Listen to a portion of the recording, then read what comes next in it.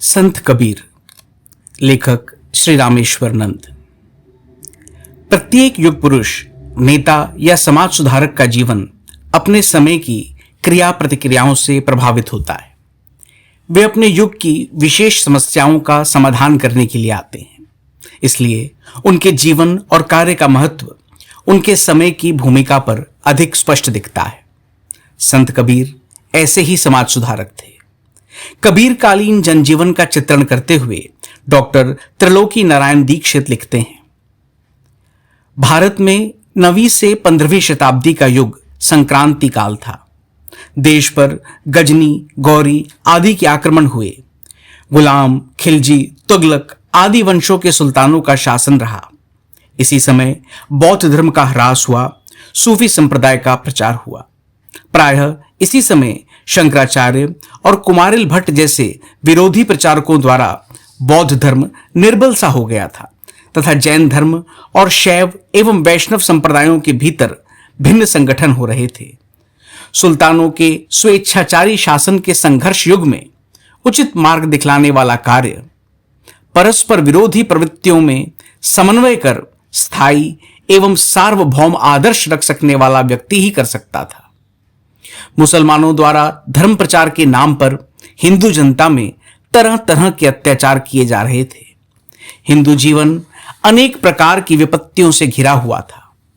एक ओर उन पर मुसलमानों द्वारा अत्याचार हो रहे थे और दूसरी ओर वे स्वयं धर्म के नाम पर बाह्याचारों और आडंबरों का शिकार हो गए थे। हिंदू धर्म ब्रह्मवादी, कर्मकांडी, शैव, शैक्त, स्मार्त तथा अन्य अन्य संप्रदायों में बट गया था। हिंदुओं की धार्मिक भावना तीर्थ, व्रत, उपवास और होमाचार में ही सीमित हो गई थी। ऐसे समय में संत कबीर का जन्म होता है। वे हिंदू मुसलमानी धर्म, दर्शन और चिंतन की मिश्रित पृष्ठभूमि में अपना कार्य करते हैं। उनकी आलोचनाओं से ना तो हिंदू बचते हैं और ना मुसलमान। जहां कहीं उन्हें दोष, आडंबर और पाखंड दिखाई देता है, वहां उसकी वे तीव्र भर्त्सना करते हैं। कबीर के वंश और जन्म के संबंध में पर्याप्त मतभेद है। डॉक्टर भोलानाथ राय का कथन है कि अन्य संत महात्माओं की भांति ही कबीर के संबंध में भी तरह तरह की जनश्रुतियां प्रचलित हैं। कबीर के संबंध में प्रचलित जनश्रुतियां लगभग 40 हैं, जिनसे कबीर के जीवन, पालन पोषण, उनके विकास, व्यवसाय, गुरु, भगवान तथा भक्तों में श्रद्धा, सत्य के प्रति अटूट निष्ठा, पर्यटन, वाद विवाद, जीवन तथा मरण काल, मृत्यु, पुत्र पुत्री, स्त्री तथा माता पिता आदि के संबंध में प्रकाश पड़ता है।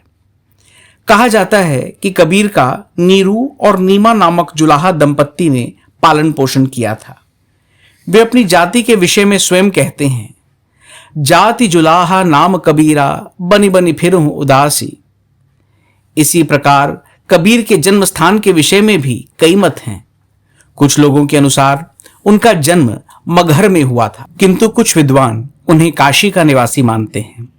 यद्यपि कबीर बाल्यकाल से ही मुसलमान माता पिता के आश्रय में रहे, किंतु काशी जैसी पवित्र हिंदू तीर्थ में रहने के कारण उन्हें हिंदू धर्म, दर्शन और जीवन का पूरा परिचय मिला था। वे हिंदू धर्म के नाम पर पनपने वाली हानिकर रूढ़ियों, बाह्याचारों और आडंबरों से भी परिचित हुए थे, जिनकी उन्होंने कड़ी और निर्भीक आलोचना की थी। कबीर विशेष पढ़े लिखे नहीं थे। सत्संग, तीर्थाटन आदि से उन्होंने बहुत कुछ सीख लिया था। सांसारिक पढ़ाई से वे कोसों दूर थे। उन्होंने स्वयं लिखा है, मसी कागद छुयो नहीं, गहीं कलम नहीं हाथ। सदगुरु के वचनों, अनेकानेक यात्राओं और अपनी विलक्षण मेधा के बल पर उन्होंने तात्कालीन सभी मत मतांतरों की जानकारी प्राप्त कर ली थी।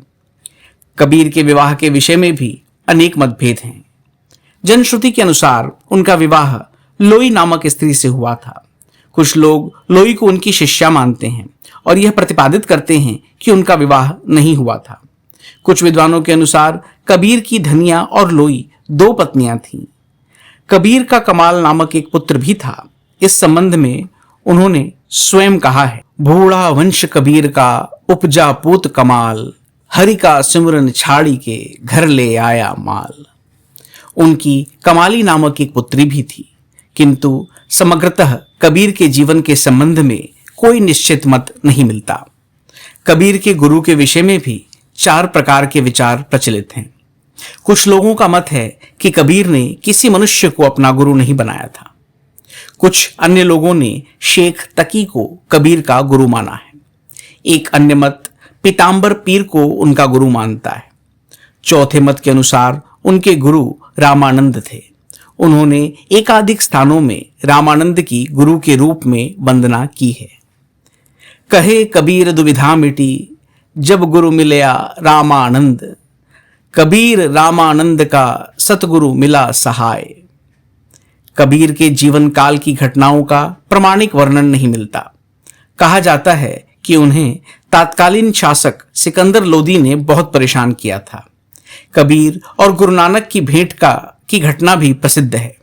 कुछ विद्वानों के अनुसार कबीरदास 120 वर्ष तक जीवित रहे और उन्होंने मगहर में अपना देह त्याग किया। कबीर एक क्रांतिकारी महापुरुष थे। वे अंधविश्वासों और आडंबरों के कहर शत्रु थे। वे किसी भी प्रकार के बाह्याचार को मानने के लिए तैयार नहीं थे।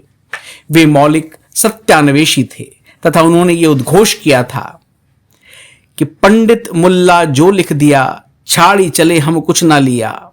जहां कहीं भी उन्हें दोष या उथलापन दिखाई देता, वे बिना किसी भय के 2 टूक शब्दों में उसकी आलोचना कर दिया करते थे।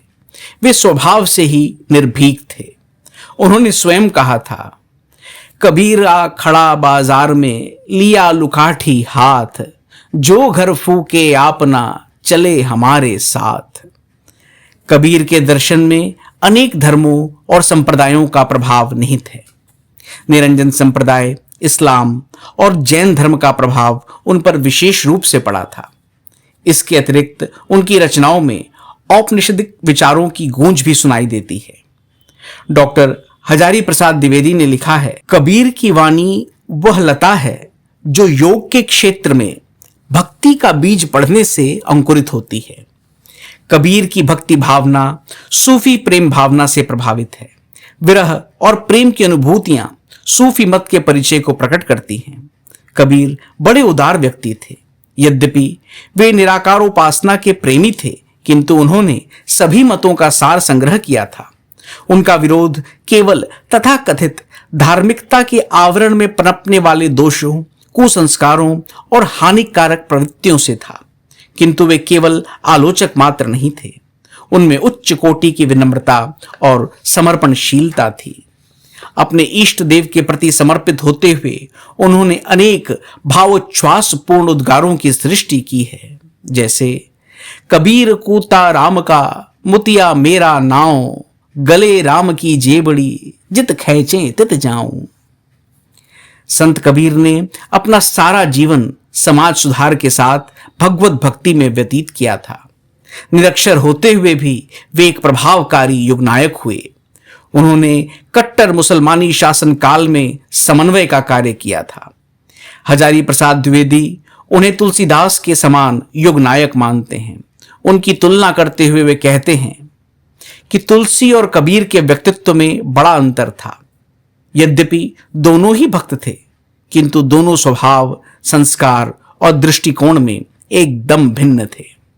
मस्ती, फकड़ाना स्वभाव और सबको झाड़ फटकार कर चल देने वाले तेज ने कबीर को हिंदी साहित्य का अद्वितीय व्यक्ति बना दिया है। कबीर धर्मगुरु थे। कबीर का ये भक्त रूप ही उनका वास्तविक स्वरूप है। ओम शांति शांति शांति। हरि ओम तत्सत्। श्री राम कृष्णार्पणमस्तु।